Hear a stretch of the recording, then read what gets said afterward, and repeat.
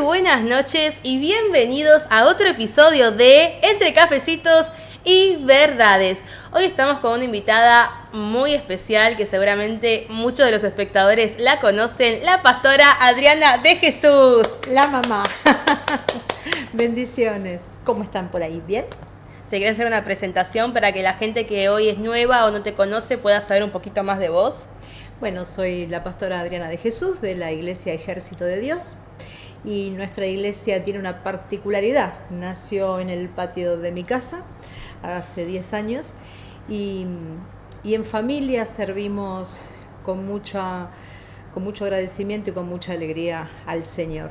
Así que estás invitado a nuestra iglesia Ejército de Dios, Bermúdez 2248, Villa Devoto, Cava. Yo voy a contar acá una intimidad. Acá la pastora se vino con su propio cafecito al programa. Ella sí entendió la vibra de este canal, de que acá tomamos café mientras hablamos verdades. Y hoy tenemos para hablar de un tema que es muy importante y que yo creo que hay bastante desconocimiento. Vamos a estar hablando de las Pascuas. Mira, a mí me pasa que creo que hay mucha gente que cuando vos le mencionás, no sé cómo lo ves vos le decís las Pascuas y te dicen, sí, los huevos de chocolates, la rosca de Pascua, el fin de semana largo, descansar, ¿viste? Como que vos decís las Pascuas y la gente automáticamente piensa eso. Te faltaron las empanadas de atún, esas empanadas de vigilia, ¿viste? Con azuquita arriba y todo, sí. Pero vos querés hablar de la Pascua propiamente dicha.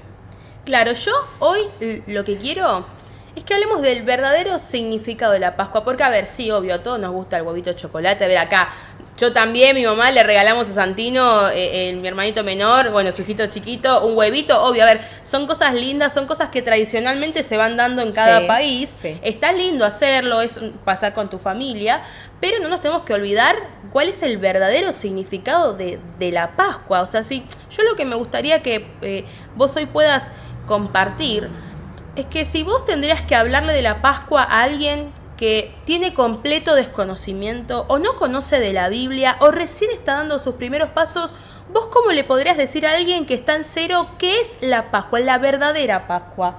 Bueno, Ivy, lo que pasa es que se te va a derretir el huevo de chocolate si nos metemos en el verdadero significado de la Pascua y es mucho más allá de esos 4 días hermosos en los que, wow, cómo vamos a descansar y nos podemos pegar una rajadita a la costa y desenchufarnos. Bueno, vamos a hablar del verdadero significado de la Pascua.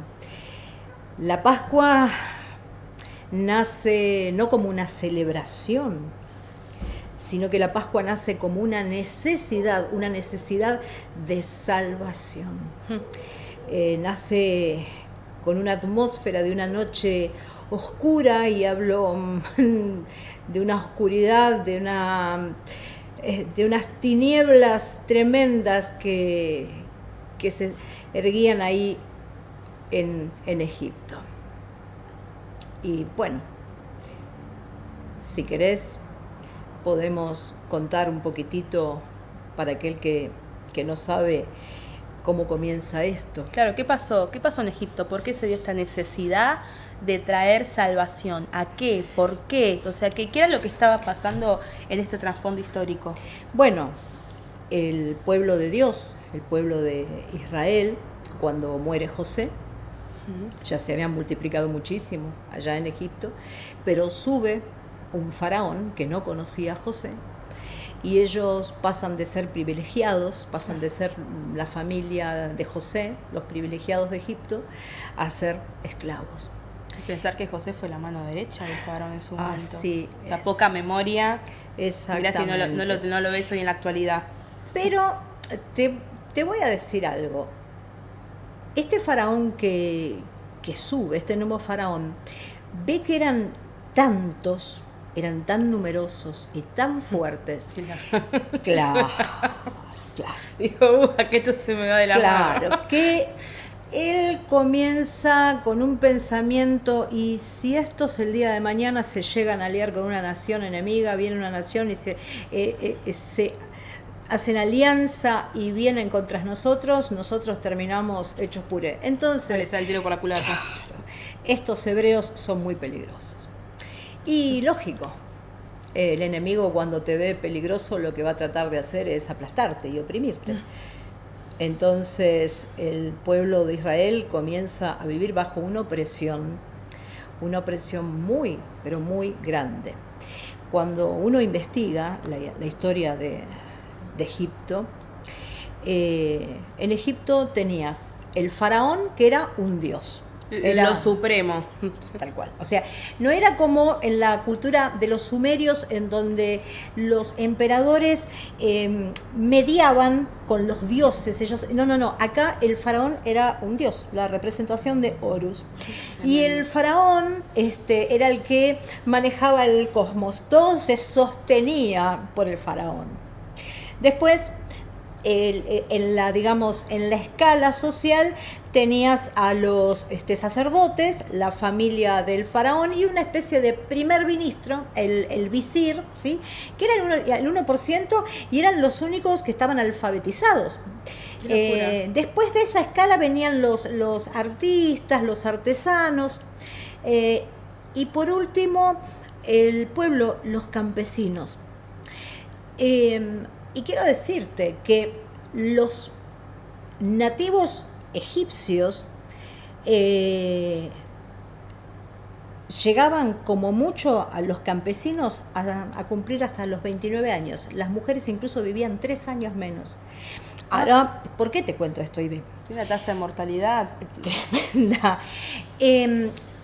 ¿Por qué te lo cuento? Porque vos fíjate que el faraón, que supuestamente era el que velaba para que todo se sostuviera y que... Ustedes saben que el faraón tenía una dieta especial, es decir, cada cosa estaba calculada y manejada y cuidada por los sacerdotes, ¿no? Y los escribas, era todo detallado. Y el faraón, no hay nada que demuestre que el faraón en algún momento de la historia de Egipto se interesó por el pueblo, por el campesinado. Bueno. Claro, Sí, no le interesaba en absoluto. Ahora bien, si los egipcios vivían de ese modo, si vos no pertenecías a ese 1% de la élite, ¿sí?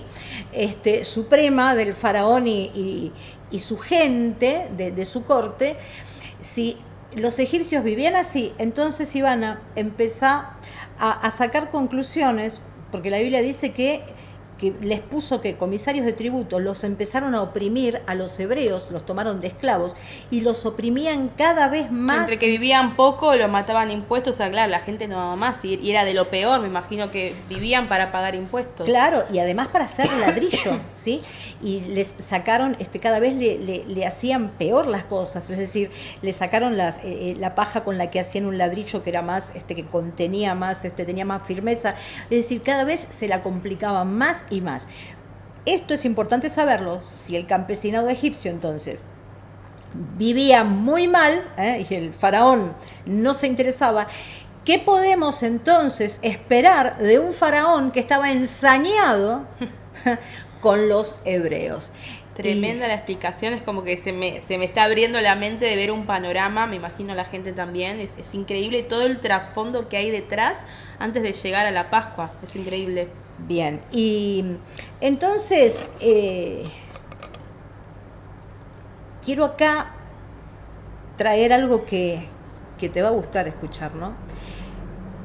Porque si bien ellos estaban viviendo como esclavos y trabajaban horas y horas y horas y horas, imagínate, ponete un poco en la piel de esos hebreos como esclavos.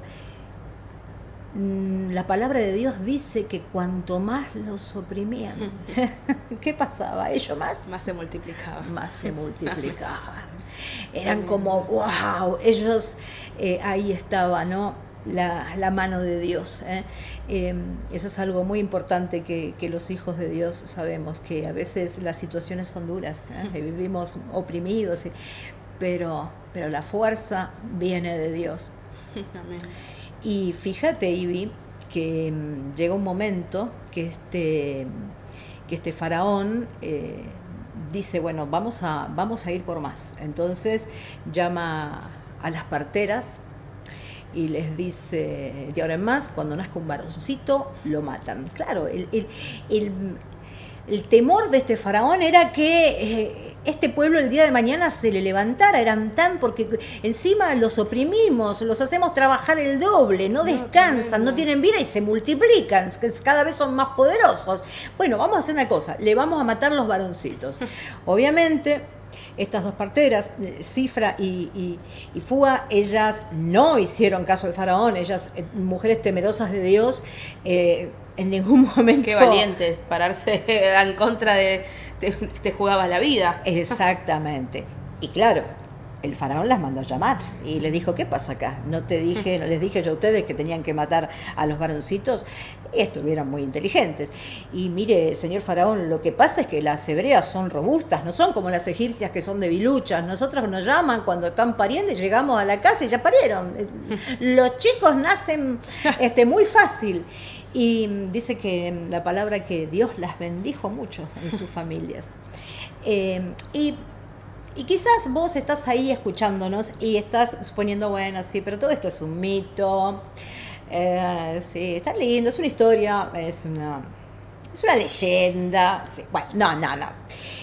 Te cuento que hay un papiro, no me acuerdo el número, el papiro Brooklyn, que se encuentra en el siglo XX, en donde nosotros tenemos un listado de 95 esclavos semitas del pueblo de Dios en una de las cortes del faraón o de los cortesanos, y los nombres son semitas, un nombre parecido al de David, Shifra, el nombre como el de la partera, Jacob, nombres semitas. Así que no es un mito, no es una historia bonita, ni históricamente una comprobado, sino igual, a ver, tenemos tanta acceso a la información que tranquilamente uno puede googlear, ChatGPT, investigar, pueden investigar toda la historia para atrás. Exactamente.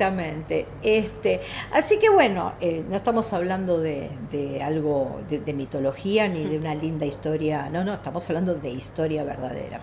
Sufrimiento real. Absoluto sufrimiento. Y bueno, ¿qué ocurre? De pronto nos vamos 1440 y tantos años para atrás, y hay un hombre ochentoso ahí que va por el desierto con las ovejas, pastando las ovejas de su suegro, ¿no? Y en eso ve, ahí a lo lejos, una zarza que ardía. Claro, una zarza ardiendo, un fuego en una zarza en el desierto no era algo sobrenatural. Lo que sí era sobrenatural es que la zarza no se consumía. Claro. Era como que y Moisés dice, ¿pero qué es este fuego que no se apaga? Claro, me voy a ir, y ahí cuando se va acercando el fueguito. Yo te cuento, Moisés, que ya era viejito, las ovejas que estaba pastando ni siquiera eran de él, era del suegro, o sea, no tenía nada. Así que eso de pensar que Moisés, viste, un superhéroe, que hay algo especial, alguien común y corriente, como alguien promedio. Tal cual, mira, ni promedio te diría, porque el tipo pobre pasó una vida, y bueno, ahí se acerca a la zarza y ahí le escucha que le dice, Moisés, ¿sabes? El ángel de Jehová, claro. Y heme aquí, señor. Hola, Dina. Y entonces, heme aquí, señor. Le dice, ojo, que esto es Tierra Santa, es suelo santo, ojito lo que estás haciendo. Le dice, descálzate. Y ahí el señor le da una orden. Bueno, vos vas a ir y vas a liberar a mi pueblo de la esclavitud. Y Moisés, tipo, ¿qué? Yo ni siquiera sé hablar, soy tartamudo. Bueno, ¿a vos nunca te agarró panic attack cuando Dios te llama? Pero yo creo que a todos nos pasa. Yo creo que cuando el llamado es verdadero, te sentís recontra insuficiente, recontra incapaz. Y para mí siempre es un re ejemplo el de Moisés, porque Moisés no tenía nada de especial, no tenía estudio, algo que era wow, ni siquiera sabía hablar. Bueno, no sabía hablar porque él dice, yo no puedo hablar porque soy tartamudo. Estudio sí, ¿y por qué? Porque él había sido criado en la corte del faraón. No te olvides que la hija del faraón lo había prohijado. Porque ¿qué pasó? Él nació justo cuando mandaron a matar a todos los nenitos. Cuando no funcionó, porque en esa parte la salteamos, nos olvidamos esa parte de la historia. Cuando no funcionó el tema de que las parteras mataran a los nenitos, que dijeron, bueno, varoncito que nace, ¿dónde lo arrojamos? Al río. Y Moisés dice que era un bebito tan bonito que la mamá lo ocultó, pero cuando ya llegó a los 3 meses ya no lo podía ocultar más y hizo como una canastita, la calafateó y la depositó en el río. Qué acto de fe en Jocabed, la madre de Moisés. La hermanita de Moisés fue siguiendo el curso del río y ahí estaba la hija del faraón con sus doncellas bañándose y dijo, seguro ese es un bebé de las hebreas. Y lo prohijó. Entonces, Moisés había sido criado como en la corte del faraón. ¿Ahora qué ocurre? Ahora tiene, claro, 40 años y él sale. Eso es cuando vos querés hacer las cosas a tu modo. ¿Te pasó alguna vez querés hacer las cosas a tu modo? Y siempre me la di con toda la pena. Te das la pena, ¿no? Claro. Bueno, perfecto. Cuando nosotros que vamos a hacer las cosas a nuestro modo, bueno, es listo. Spoiler, nunca salen bien. Claro. Y Moisés entonces ve que los egipcios maltratan a unos esclavos hebreos porque él se va a ver a los hebreos y le agarra una recalentada y mata al egipcio y lo entierra debajo de la arena. Al otro día ve que se peleaban 2 hebreos y él se mete a conciliar y le dice, ¿qué vas a hacer? ¿Me vas a matar como mataste ayer al otro? ¿Qué me vas a tirar bajo de la tierra, de la arena vos? Y Moisés dijo, soné. El faraón se enteró y tuvo que escapar. Y acá me devuelo. Claro. Y bueno, y allá se casó con la hija de Yetro y se quedó pastando las ovejas de Yetro y ahora sí, lo llama a Dios ahí en la zarza, ya con 80 años, una vida frustrada, imagínate, 80 años, se crió en la corte del faraón, perdió todas las oportunidades, no tiene ni una oveja de él, y está ahí, y Dios le dice, vos me vas a ir a liberar, y Moisés dijo, no, yo no sé hablar, de ninguna manera. No hay forma. No, yo no sirvo, no sirvo. Y acá lo primero que vemos es que cuando Dios te llama, no es por el talento que vos tenés, ¿sí? No es porque dice, yo he visto tu talento, tu brillo, tu gran capacidad y necesito usar eso. No. Busca lo inútil, lo que nadie... Porque así, de ese modo, el Señor le cierra la boca a los sabios, ¿no? Y a los soberbios. Y porque la Biblia es muy clara, la verdadera sabiduría radica en el temor de Dios. Amén. Entonces, bueno, ahí lo manda y el Señor le dice algo. Le dice, yo he visto, he oído y yo conozco el clamor de mi pueblo, la angustia, la aflicción de mi pueblo. Y la palabra que se usa en hebreo para aflicción no es una palabra de, una angustia leve, no, la aflicción, esa palabra en hebreo habla de personas. He visto que en mi pueblo la aflicción es personas que se sienten aplastadas, personas que ya no pueden más, personas agotadas. Yo quiero que vos te imagines por un momento familias en donde las mujeres ya no darían más, los hombres trabajaban ya no tenían ni fuerzas para reponerse, todo era maltrato, todo era esclavitud, todo era violencia, no tener con qué seguir, no tener, encima mataban a los varones, es decir, era una situación, un tormento que estaba viviendo el pueblo de Dios. Y cuando el Señor dice, yo he visto, yo he oído, yo conozco el clamor de mi pueblo, la aflicción de mi pueblo, yo lo escuché, la palabra que usa Dios en hebreo cuando dice yo conozco, no es que yo estoy notificado de que mi pueblo está en angustia, no. Yo he experimentado la angustia de mi pueblo. Entonces ahí la cosa cambia, porque ahí te das cuenta que Dios no es lejano a tu dolor. ¿Te pasó alguna vez si van a sentir y quién va a comprender este dolor, lo que yo estoy pasando? ¿Cómo puedo explicar esto que a mí me pasa, esta angustia que yo tengo? ¿Cómo esto no lo puede entender nadie me puede entender? Bueno, nuestro Dios es experto en dolores. Sí. Él conoce, él sabía, él conocía, él experimentaba el dolor de su pueblo. Y es ahí donde va a comenzar a gestarse lo que va luego a resumirse esa liberación, que se va a resumir en una Pascua, que va a concluir en una Pascua. Porque, como dijimos antes, el emperador, el faraón de Egipto, él era Dios, ¿verdad? Dios con D minúscula, obviamente, ¿no?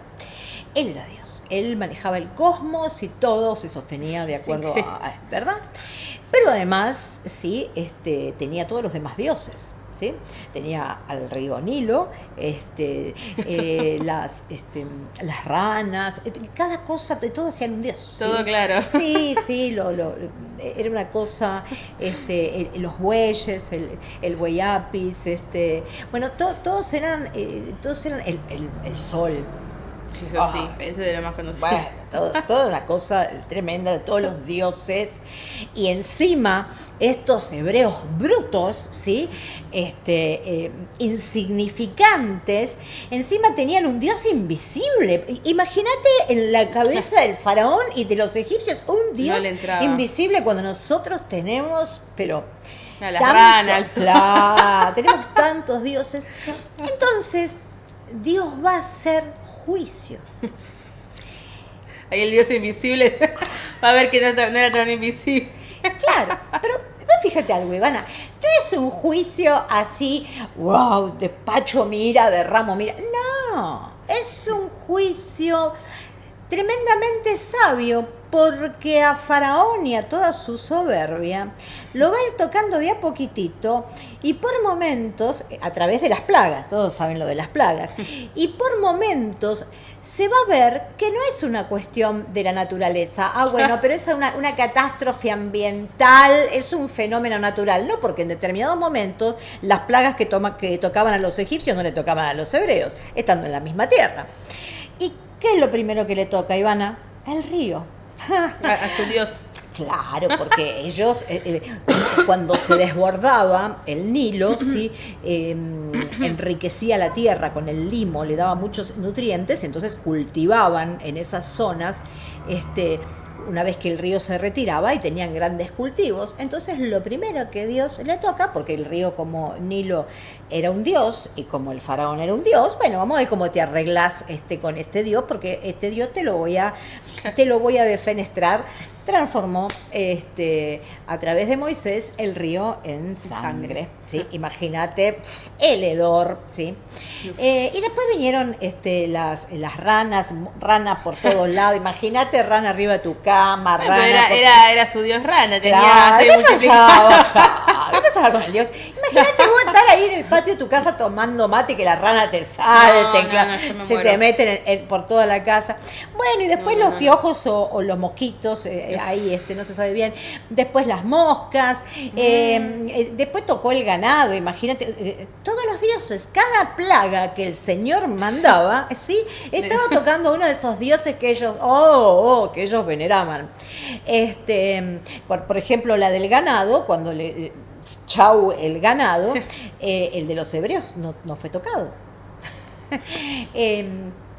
Y así siguieron después las úlceras que eran dolorosas. Bueno, fueron una plaga tras otra, hasta que llega la novena, porque estuvo la del granizo que terminó con todo. Después del granizo creo que vinieron las langostas, bueno, una cosa tremenda. De todo. Bueno, imagínate, no quedó nada, no quedó cultivo, imagínate, ¿no? Lo que fue eso. Y entonces va a venir la novena plaga, que es la de las tinieblas. Pero agárrate, porque no eran tinieblas así, no, eran tinieblas espesas, era una oscuridad en la que vos y yo no nos podríamos ver. A ver, era como imaginar. Que podías tocarnos, yo creo que debe haber sido tétrico. ¿Por qué El terror implantado en la tierra. Claro, pero ¿por qué le mandó tinieblas? ¿Por qué? Porque ellos que tenían al Su Dios... Dios Sol. Ay, por ellos el sol era... ellos el Dios Ra. Wow, ellos con el Dios Ra. ¿Qué pasó? Dios le mostró. ¿Dónde está tu Dios Ra?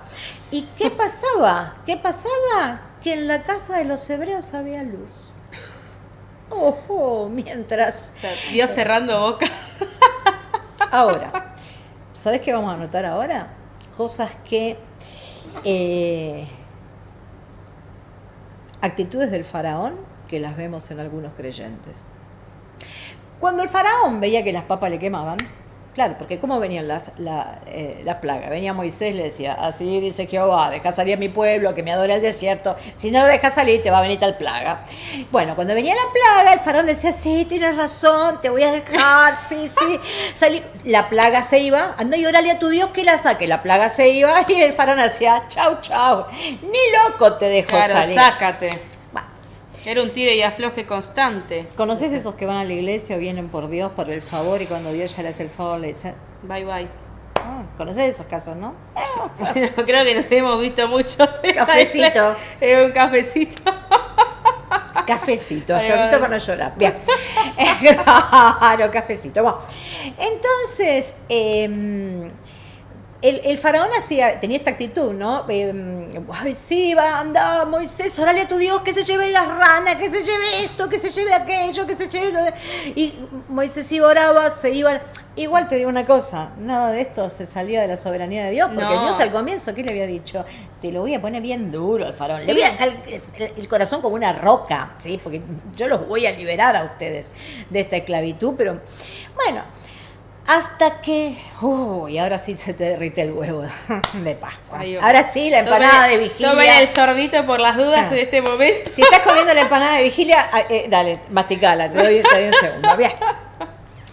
Se viene ahora la 10ª plaga, el juicio total. Y el juicio 10º contra los egipcios va a ser la muerte de todos los primogénitos. Ay, no sé, se me pone la piel de gallina, horrible. La muerte iba a pasar por toda la tierra, ¿sí? De Egipto, e iban a morir todos los primogénitos. Qué irónico, ¿no? Pensar que el faraón había mandado matar a todos los bebés que nacieran y mira ahora cómo... Bueno. Todo lo que uno siembra también cosecha. Y multiplicado, porque cuando vos pones una semilla, no sale una semilla, te sale un bosque, hija. Y bueno, imagínate que ya cuando las últimas plagas estaban pegando fuerte, hasta los brujos, porque los brujos algunas plagas las imitaron, ¿viste? El agua en sangre, algunas pero todos sabemos que el poder del enemigo es limitado, ¿viste? Y hasta los mismos brujos le dijeron, faraón, escúchame, empezá a tener un poquito de cuidadito, porque el Dios de los hebreos es... a ver si bajamos un poquito un cambio, faraón. Claro. Así que calculo yo que esa noche en donde se iba a desatar, imagínate las tiendas ahí, las casas de los hebreos en Egipto, en esa noche donde ya había unos cuantos egipcios que habían vivido 9 plagas y ya algunos ya estaban con las antenas paradas, y debería ser terrible, y sobre todo después de haber venido de la plaga de las tinieblas por 3 días, una cosa de locos. Una locura. Bien. Y entonces va Moisés a instruir a los jefes de las familias en lo que Dios le pidió. Ahora la 10ª plaga, lo que iba a ser la liberación para el pueblo de Israel, no solo iba a depender de lo que Dios hiciera, sino que también Dios esperaba la fe y la obediencia de ellos. Iba a pasar la muerte, iban a morir todos los primogénitos, sin ningún tipo de distinción en la escala social, desde el hijo del faraón hasta el hijo del preso que estaba en la celda, ¿sí? Del campesino. Exactamente. Y Dios les da una indicación a través de Moisés. Y ahora viene Ahora viene la parte en la que... Las Pascuas. Exactamente. Debían procurarse un cordero macho de 1 año sin defecto. Tenía que ser un corderito perfecto. Tenían que inmolarlo, sacrificarlo, bien, y tenían que comerlo en familia, comer todo ese corderito. La familia no tenían que dejar nada. Tenía que cocinarse con hierbas amargas, ¿sí? Y tenían que comerlo acompañado con pan sin levadura. Además, la instrucción era que los hombres tenían que tener ceñidos sus lomos, la ropa puesta, la chancleta puesta, el bastón en la mano, porque iban a tener que partir apresuradamente. Tenían que iban a estar comiendo y así ya al pie de ya salimos. Y la indicación es la sangre del cordero. Tomen un poco de hisopo, que era una planta silvestre de ahí, que se daba, y marquen los dinteles de la puerta, ¿no? Y vos fíjate que la marca, algunos, esto no lo podemos decir comprobándolo teológicamente, pero algunos estudiosos dicen que la marca es muy significativa, ¿no? Arriba y a los costados pareciera que se trataba de una cruz. Había que marcar con sangre la puerta de la casa. Y yo calculo, al igual que vos, ¿no? Que terrible sería para los hebreos, ¿no? Esto era un acto de fe, pero además el miedo, ¿no? La sensación rara, de que va a pasar la muerte por prácticamente la puerta de tu casa y tener la fe de que en tu casa no va a pasar. Ahora, eso es fe pura. Iván, esto es importante. Dios no le dice a Moisés decirle que pongan la sangre del cordero solamente los que son buenos, ¿eh? O vamos a creer que en Israel todos eran inmaculados, excelentes, buenos. Él dijo que pongan la sangre del cordero y que coman el cordero. Un cordero sin defecto, puro, un cordero entero por familia. Pero además Dios contempló que la Pascua es algo familiar, porque Él dijo, aquellos que sean poquitos de familia, que se unan al vecino más cercano y la coman todos juntos. Dios nos une como familia, que no tomen la Pascua solo, que no coman el corderito, pues aquellos que son, y que el cordero es mucho, que se junten, vayan y que se junten con el vecino y lo coman todo, y hagan la marca en los dinteles de la puerta de entrada. Y así ocurrió. Ellos marcaron y pasó la muerte. Y Pascua es la palabra Pesaj. Pesaj significa pasar de largo. Pero cuando nos vamos a significados de la palabra raíz, que es Pasaj, más antiguos, no es solamente pasar de largo, sino que es alguien que camina alrededor y que protege lo que está en el interior. Entonces, Pesaj, Pascua, es Dios protegiendo el interior de cada casa, protegiendo a cada familia. Tremendo. Cuando la muerte venía, cuando ese juicio venía contra la soberbia de Egipto, contra la idolatría, contra la maldad de Egipto, ¿no? Y vino la muerte con todo, y tiene que haber sido algo dramático, los llantos, los gritos de los egipcios, porque todo primogénito, incluido el del faraón, todos los primogénitos murieron. Pero ni un solo primogénito de los hebreos fue tocado. Y partieron ahí con oro, llenos de oro, porque el faraón les dijo que se vayan, los echaron, no querían salir, por eso que tenían que estar listos para salir, ¿no? Listos y salieron, y los vecinos y los egipcios les dieron oro, salieron llenos de oro y con ganado, salieron al desierto. Y ahí fue la Pascua que luego Dios instruye y pone como mandato que tenían que celebrarla todos los años en el 14 del mes de Nisan. Ahora bien, esto es algo importante. Ellos todos los años hacían este recordatorio. ¿Qué tenían que recordar ellos? Ellos tenían que recordar esa liberación, cuando ellos habían sido liberados de Egipto.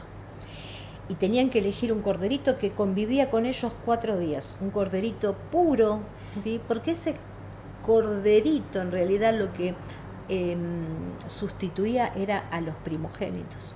Entonces esos 4 días ellos estaban con el corderito, capaz que los chicos de la familia hasta le ponían nombre, ¿no? Claro. Algunos rabinos te lo cuentan así, le ponían hasta nombre, ¿no? Convivían con ese corderito, lo alimentaban, lo cuidaban y después llegaba el momento de degollarlos. Algunos rabinos sostienen que esto era para que supieran que la libertad había dolido, había costado, no era la salvación que ellos habían tenido, esa libertad que los habían sacado de Egipto había costado, había dolido. Y vos fíjate que con hierbas amargas tenían que comer ese cordero, porque para no olvidarse de qué, de la amargura de la esclavitud, de la amargura que Egipto les había traído. ¿Sabes por qué? Y porque el ser humano es de olvidar. Ah, sí. Tiene muy poca memoria. Cuando Pablo dice, a estos evita, entre las características que dice, a los ingratos, evítalos, entre otras características de personas impiadosas, ¿no? La ingratitud. El ser humano es de olvidar. También el Señor en su momento le dice a su pueblo, cuando yo te dé una ciudad que no levantaste, te dé vides que no sembraste, cuídate de no olvidarte de Jehová tu Dios, ¿sí? El ser humano, entonces, Dios lo que hizo fue que ellos recordaran todos los años ese corderito, volvieran, ¿sí? a hacer, ya no a pintar los dinteles porque ya no iba a pasar la muerte, pero ellos todos los años recordaban la salida, ya lo celebraban. Ahora, ¿qué pasa? Con el tiempo se fue desvirtuando. Como todo. Y un día el rey Josías encuentran ahí en algún lugar del templo que había sido todo desvirtuado y corrompido, el libro de la ley, y cuando se entera de cómo se festejaba realmente, se celebraba la Pascua, se agarra la cabeza. Josías dice, yo no te puedo creer, la ira de Dios está sobre nosotros, cómo hemos desvirtuado. Y ahí Josías, sí, vuelve a poner a punto nuevamente la celebración de la Pascua, porque se fue desvirtuando, ¿sí? Después de jueces, todo se fue desvirtuando. Ningún rey, de hecho, la había celebrado como correspondía, se fue desvirtuando. Y panes sin levadura. ¿Por qué los panes sin levadura? Porque un poco de levadura leuda toda la masa. Y no había que traer ni un poquitito, ni chiquitito así de levadura de Egipto. Porque cuando vos dejás que un poquitito de la levadura del pasado te quede, corrompe y se leuda y hace... por eso es que uno tiene que cortar el pasado. Y cada vez que celebraban la Pascua, bueno, lo que hacían era limpiar bien los pisos para no toparse con nada de levadura. O sea, se limpiaban bien todo para que no hubiese levadura.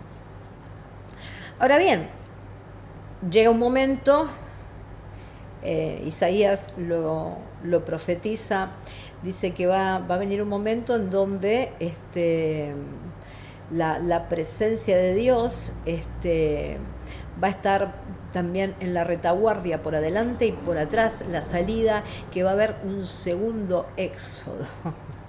Y todo esto que nosotros estuvimos viendo hasta ahora, era el prototipo de lo que sería la Pascua verdadera. La antesala. Claro, es un diseño, era una arquitectura teológica de Dios. Solo Dios puede hacer las cosas así. Ellos todos los años recordaban el cordero y volvían a sacrificar un cordero y que les dolía porque encima capaz que le habían puesto nombre y otra vez el acto todos los años y ahora estamos en tiempos de Cristo y de pronto está ahí Juan el Bautista ahí bautizando gente, llamando al arrepentimiento a los pecadores, ¿no? Y lo ve a Jesús y no dice, uy, ahí está el Mesías. Lo ve a Jesús cuando está en el Jordán y dice, he aquí el Cordero de Dios que quita el pecado del mundo. Y ese Cordero que durante tantos siglos se había celebrado esa Pascua, ahora iba a ser sustituida por la Pascua verdadera. Eso era la sombra de lo que vendría. Y nos encontramos con Jesús en un momento antes, ¿no? de que llegue llevado a la cruz, ahí celebrando la Pascua con sus discípulos, con su gente, con los que amaba, y partiendo el pan, diciendo, esto es mi cuerpo, y mostrando la copa de vino, esta es la sangre que por ustedes es derramada, es mi sangre. Y ahí estaba el Cordero que menciona Apocalipsis 5, ¿no? Que no hay ninguno digno de abrir el libro de los sellos, ¿no? Pero Juan lloraba en la visión, dice, pero de repente el león de la tribu de Judá oí que era y miré y hay ahí un corderito inmolado, un cordero degollado. Y él se subió a la cruz. Todo esto Dios ya lo había, desde antes de la fundación del mundo, ya lo tenía diseñado, el proyecto de la salvación. ¿Y de qué? ¿Salvación de qué? Ya no de la esclavitud de Egipto, sino salvos de la muerte.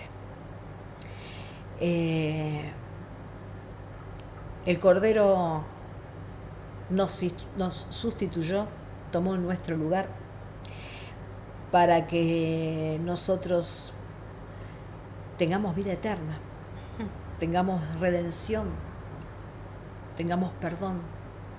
Por eso que la Pascua, más allá de todas las tradiciones que el mundo se ha empecinado en ponerle para tapar la realidad, la Pascua es el Señor diciéndote, yo soy la salida. Porque Israel ya no daba más, el pueblo de Dios no daba más. No había ninguna salida humana, ya estaban devastados.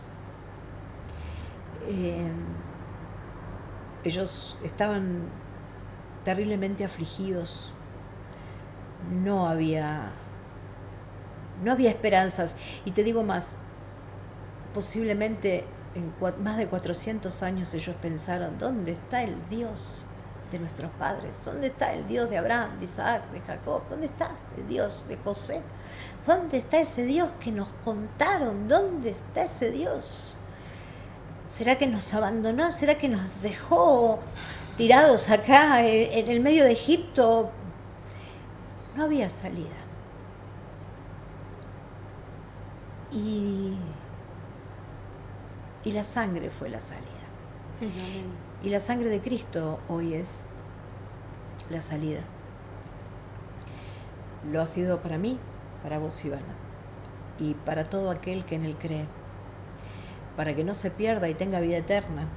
Y si estás ahí pasando por un problema de esos terribles, o por un problema pequeño, pero que te duele, ¿quién es para juzgarte si tu problema es pequeño, si es grande? Si estás sintiéndote que no hay escapatoria, que no hay salida, y si estás pensando, ¿dónde está Dios? ¿O dónde está? Está a una oración. No te pierdas de vivir vos también la Pascua. y no como una fecha, porque quiero leerte un versículo que dice muy bien quién es Cristo. Primera de Corintios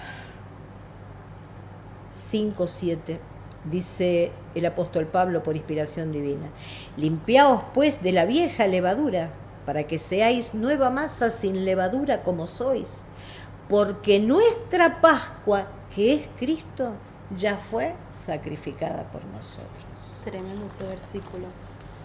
Tremendo. Es increíble todo lo que contaste, porque pensar que la Pascua inició, me gustó mucho cuando explicaste el significado de la Pascua, pasar de largo.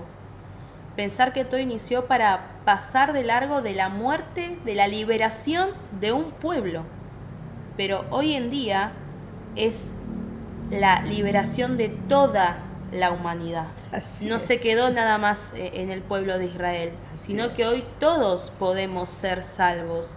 Y ese versículo que de Juan 3:16 para mí resume no solamente las Pascuas, el mensaje de salvación, también resume la Biblia en sí, porque de tal manera amó Dios al mundo que entregó a su único Hijo para todo aquel que en Él cree no se pierda, mas tenga vida eterna. Amén. Y es hermoso porque Dios no solamente mandó a Jesús a morir por vos, sino que lo mandó a morir en tu lugar. Porque ese era tu lugar, era mi lugar, era el lugar de cada uno de nosotros. Y Jesús estuvo en nuestro lugar. Y hoy tenemos el acceso a tener vida eterna, a tener un lugar con Él.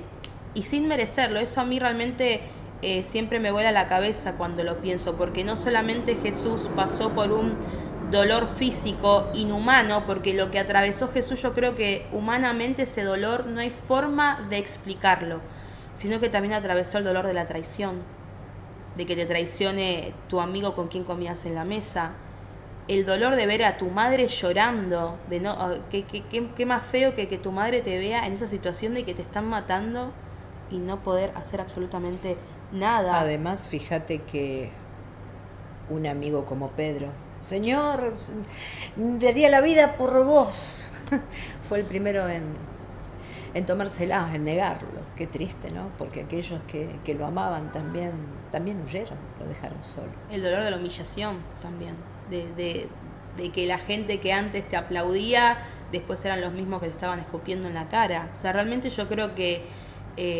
si hay alguien que sufrió todo dolor que se puede sufrir en una vida humana, Jesús lo sufrió de pies a cabezas. Y todo solamente por amor. Entonces yo creo que realmente si se podría resumir la Pascua en una palabra, yo diría amor. Así amor, es. Un amor incondicional, un amor que no existe humanamente, que nosotros nunca vamos a poder sentir ese amor o dar ese amor, porque yo creo que si hoy al 99,99% les diríamos, tenés que entregar a lo más preciado de tu vida por la persona que te lastimó, por alguien que te humilla, por alguien que no te quiere, ¿qué diría la mayoría? Que no. Pero Dios dijo que sí. Es que la cruz, en síntesis, a mi modo de ver las cosas, la cruz es un mensaje de amor inexplicable, pero también la cruz desnuda al ser humano. Nos muestra cuán crueles, cuán malvados podemos llegar a ser. La cruz nos desnuda porque no nos alcanzó la maldad. Era como el ser humano ante la cruz fue tremendamente sanguinario, la burla. Vos fíjate que Isaías cuando profetiza dice que hasta desfiguraron su rostro. ¿Sí? No nos alcanzó desfigurar su rostro, arrancarle las barbas, escupirlo, lacerarlo, clavarle espinas en su cabeza, arrancarle las carnes con esos látigos terroríficos. No nos alcanzó que también incluso tuvimos que romperle el corazón, literalmente clavándole una lanza en su costado. Así que, más allá que está muy bueno que pasemos Pascuas en familia y que comas algo rico, porque no es pecado que comas determinada comida, que si comes esa comida es pecado. No, eso no es bíblico, porque hemos visto que la Pascua es para que estemos en familia, ¿sí? Y que si sos solito, sos solita, siempre va a haber alguien que pueda pasarlo con vos, ¿sí? Pero más allá de una celebración que nos tiene que poner muy contentos y llenos de gozo, porque el Cordero de Dios que quita el pecado del mundo ya hizo su obra, diseñada desde antes de la fundación del mundo. Más allá de todas las cosas lindas, aprovecha esta Pascua para decirle al Dios que te guarda, al Dios que no se duerme, que necesitas encontrarle salida a los problemas y que no podés, momento de elevar tu clamor y decirle: Señor, solo no puedo, sola no puedo, Señor, ayúdame, dame una mano. Pone la sangre del Cordero en tu vida, en tu casa, y Él hará. Amén, amén. Vamos a dar un aplauso porque realmente creo que esta charla fue de mucha edificación, y yo creo que a quien hoy tenía desconocimiento acerca de qué es la Pascua, yo creo que hoy no le va a quedar ninguna duda, porque vimos hasta del contexto histórico hasta la actualidad. Realmente increíble. Gracias por venir, realmente fue una charla muy linda, con cafecito un poco amargo en algunas situaciones. Yo quiero más cafecito, claro. Ya. Con cafecito un poco amargo, pero tenemos que recordar la Pascua, sobre todo como cristianos, saber qué es lo que estamos hoy celebrando, qué es lo que estamos hoy transitando, cuál es el trasfondo. Como cristianos debemos saberlo. Así que para mí este programa, realmente muy agradecida que hayas venido, por tomarte el tiempo de explicarnos con tanta dedicación. Así que realmente espero que este video, si conoces a alguien que no conoce acerca de las Pascuas, que se lo puedas compartir, a los jóvenes también de la iglesia, que realmente lo puedas compartir. Y contar la historia en familia, aprovechar en tu casa mientras están ahí sentados comiendo algo rico, contá la historia de la Pascua, contalo en familia. ¿Cómo podemos encontrarte en las redes para las personas que les gustó como hoy predicaste? adrianadejesus.oficial en Instagram, en TikTok, ahí pueden encontrarme. Habíamos dicho, hoy no iba a ser un culto, pero hoy te invitamos a la pastora, era obvio. Así que bueno, nosotras nos vamos a ir tomando un cafecito, y felices Pascuas para todos. ¡Felices Pascuas! Bendiciones. Bendiciones.